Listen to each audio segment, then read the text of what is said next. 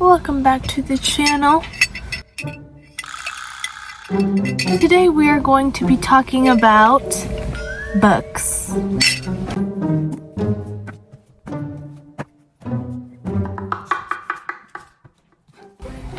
Some of my favorite books. I love books. Before I went to therapy, this was my therapy. I need a coffee because I am falling asleep. Let's get into it. Starting with my first book that really changed everything for me. It's called The Defining Decade. This glare on my glasses is too much. So I'm gonna just have to keep them like this. But I kind of like it. Yeah! Let's do it. Okay. So the first book that really changed everything for me was The Defining Decade, Why Your 20s Matter and How to Make the Most of Them by Meg Jay. So this book is written by a psychologist who worked with a bunch of 20-year-olds or 20-something-year-olds for like a long time. And basically, she tells like lessons that we can take away from their stories and like questions that she would ask them in therapy and like how it helped them, etc. So it's split into 3 different kind of chunks. So the first one is work, the second one is love, and the third one is the brain and the body. Also, my favorite chapter for those of you who are gonna buy this, which is gonna be all of you because it's amazing, is The Unthought Known. And then also My Life Should Look Better on Instagram. So I'll read you a little quote to get you hooked on this book. She says, 20-somethings hear that they are standing in front of a boundless array of choices. Being told you can do anything or go anywhere is like being in the ocean you described. It's like standing in front of the 24 flavor table. But I have yet to meet a 20-something who has 24 truly viable options. Each person is choosing from his or her own 6 flavor table at best. You've spent more than 2 decades shaping who you are. You have experiences, interests, strengths, weaknesses, diplomas, dislikes, priorities. You didn't just this moment drop onto the planet or, as you put it, into the ocean. The past is relevant. You're standing in front of 6 flavors of jam, and you know something about whether you prefer kiwi or black cherry. You're avoiding knowing what you know. Anyways, she talks about like timelines and how you kind of have to make a plan for yourself. And this book, amazing. You will feel understood. You will feel heard. I stopped using Instagram for like a month when I read this because there's a whole chapter on Instagram and like why if you compare, you're in despair and like all of these things. Amazing. Trust me. Get it. The Power of Now. So good, written by Eckhart Tolle. Also says a guide to spiritual enlightenment. It basically just teaches you how important it is to be present in the moment because so many of us live either in the past or in the future mentally, so we're never present, and it's hard to make changes and make choices when you're living in a different time space. This is the best book I have ever read about love. It has a chapter in here about spiritual or enlightened relationships, and it is so good. It changed the way that I was behaving in my relationship because I was like, I think I'm projecting a whole lot. It says, it may appear that if you could, and it's talking about romantic relationships. It may appear that if you could only eliminate the negative or destructive cycles, then all would be well and the relationship would flower beautifully. But alas, this is not possible. The polarities are mutually interdependent. You cannot have one without the other. It is also easier to recognize the source of negativity in your partner than to see it in yourself. It can manifest in many forms: possessiveness, jealousy, control, withdrawal, any unspoken resentment, the need to be right, insensitivity and self-absorption, emotional demands and manipulation, the urge to argue, criticize, judge, blame, or attack, anger, unconscious revenge for past pain inflicted by a parent, and rage, and physical violence. Okay? So it's a lot. And it talks about how, let's say that I feel insecure because I feel like I'm unattractive, right? And then I get a boyfriend and I feel like, oh, I have a boyfriend now. I must be beautiful. I feel beautiful. But your boyfriend is just a band-aid, right? For your insecurity, for your issue. Okay. Once you've been in the relationship for a while, you will start to blame your partner for that insecurity that you always had. But now you don't think it's a you thing, you think it's your partner, right? So you're like, you don't call me beautiful, you don't think I'm attractive, blah, blah, blah, blah, and then you take it out on them. And she says it perfectly. She says, when those painful feelings reappear, you feel them even more strongly than before. And what is more, you now perceive your partner as the cause of those feelings. This means that you project them outward and attack the other with all the savage violence that is a part of your pain. This, if you're going through it in a relationship, this is the one for you. The Mountain Is You by Brianna Wiest. Transforming self-sabotage into self-mastery. This book talks about how self-sabotage is not actually something negative, but it's like something that protects us. Some people can't figure out why they can't seem to motivate themselves enough to create a new business to facilitate their goal of becoming significantly wealthier. Perhaps not realizing that they have a subconscious belief that to be rich is to be egocentric or disliked. Or perhaps they actually don't want to be super wealthy. Maybe it's a cover-up for wanting to feel secure and taken care of. Or their real desire is to be recognized for their art. And as this feels too unlikely to ever happen, they fall back on a secondary dream that doesn't actually...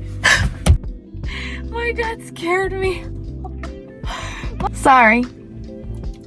They fall back on a secondary dream that doesn't actually motivate them. Some people say they want to be successful at any cost, and yet don't want to log the hours of work it would take to get there. Perhaps it is because they understand at some level that being successful doesn't really make you happy nor liked. In fact, the opposite tends to be true. Success usually exposes you to jealousy and scrutiny. Successful people are not loved in the way that we imagine they would be. They are usually picked apart because envious people need to humanize them in some way. Perhaps instead of being successful, what many really want is just to be loved, and yet their ambition for success directly threatens that. Enough said. Girls That Invest by Simran Kaur. Your Guide to Financial Independence Through Shares and Stocks.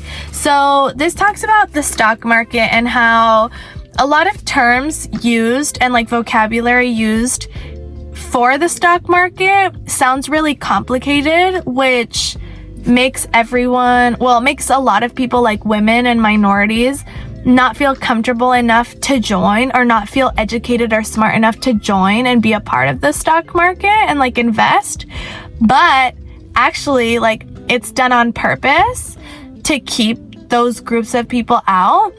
So this book teaches you what all of the terms in stock market like vocabulary is, and like investing and everything like that, and how it's actually much more simple than it sounds. She tells you kind of the basics of like the do's and don'ts, and how the stock market, they kind of want to make you think that it's really risky and that you will like potentially lose a lot of money, but it's not that way, because the stock market, it goes down, up, down, up, down, up, down, up. But it's always going upwards. But that's the thing. If you're checking your numbers every day, it might look like it tanked, but then it's gonna go up. It's always going up.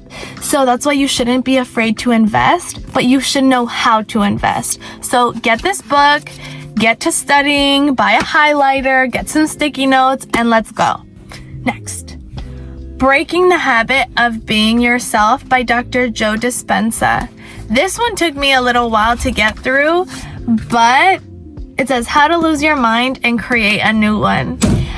I thought this was going to be about something different. Like, I thought it would teach me how to have a different personality almost, but it wasn't exactly that. It was like more scientific, and it was way harder to understand than any of these other books, but I feel like it's just one of those where you have to read it like 5 times to like really understand it. How we think, feel, and behave is, in essence, our personality. It is our personality that creates our personal reality. So to create a new personal reality, a new life, we must create a new personality. We must become someone else. To change then is to be greater than our present circumstances, greater than our environment.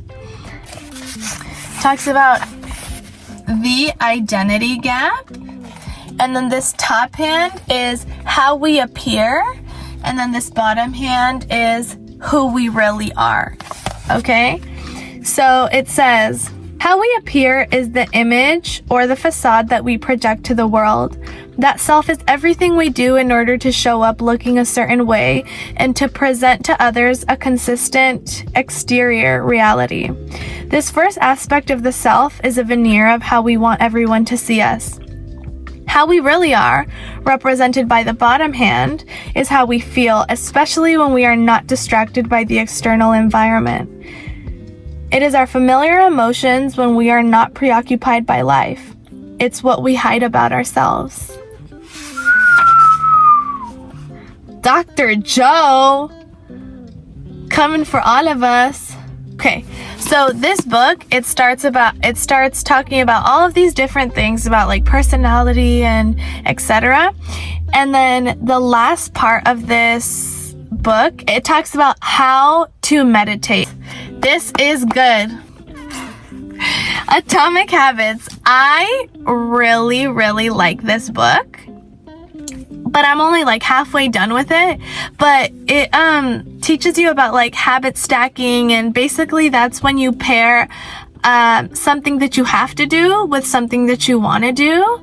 And an example of that would be like, you have to brush your teeth, but you want to be more fit and you want to exercise more, but you're having a hard time fitting that in.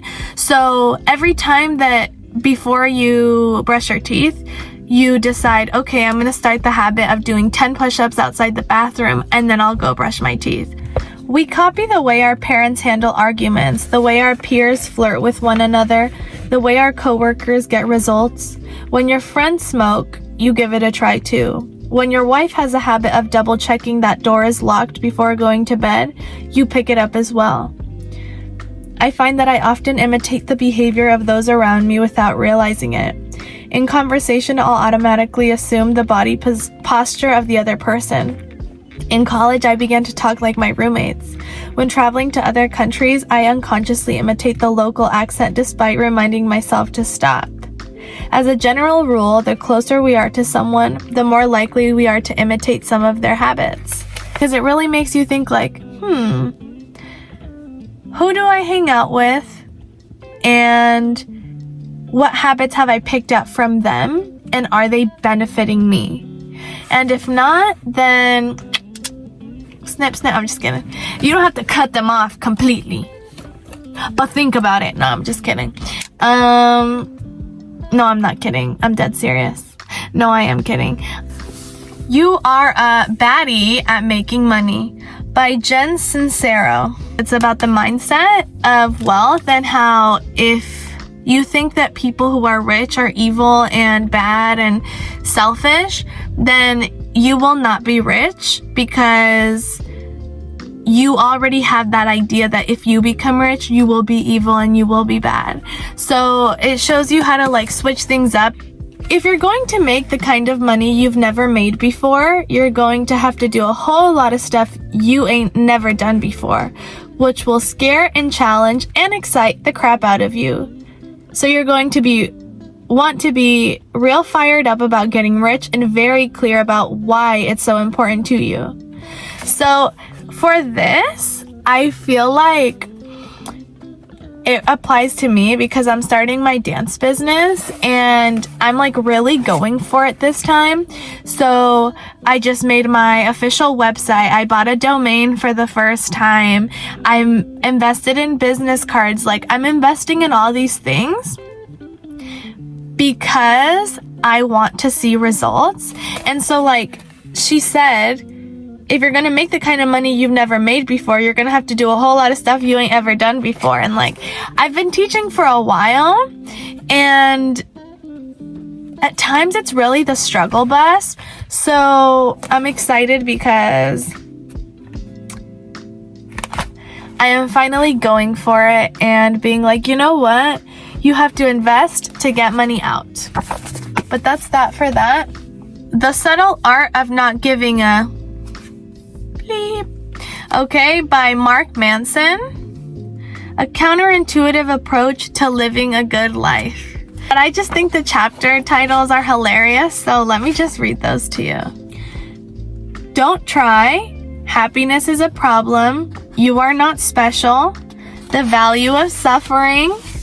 You are always choosing.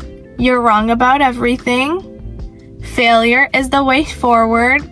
The importance of saying no, and then you die.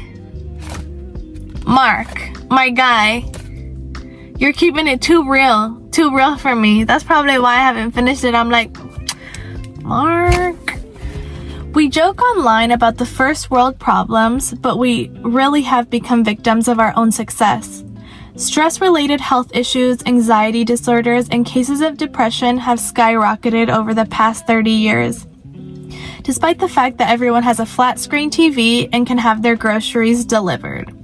Our crisis is no longer material, it's existential, it's spiritual. We have so much stuff and so many opportunities that we don't even know what to care about anymore.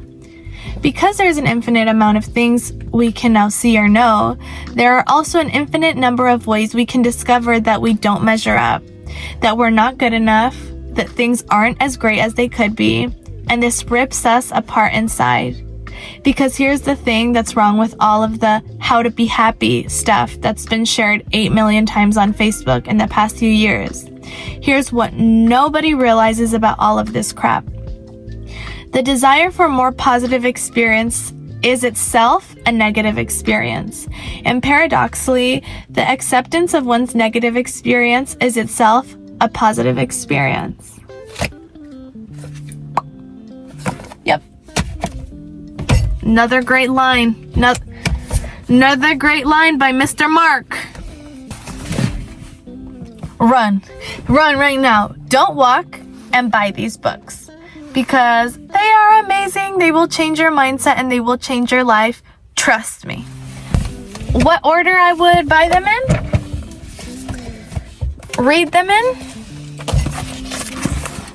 1, 2, 3, 4, 5, 6, 7, 8, 9. Please, if you have any book recommendations for me, comment them down below so that I can buy more. If you stayed until the end of this video, please give it a thumbs up. Drop a comment down below because it matters. Why don't you drop a little book emoji? Okay? Let's do a book emoji for this one. And let me know what your favorite book is. Okay? So thank you so much. I will see you in the next one. Now, back to some reading.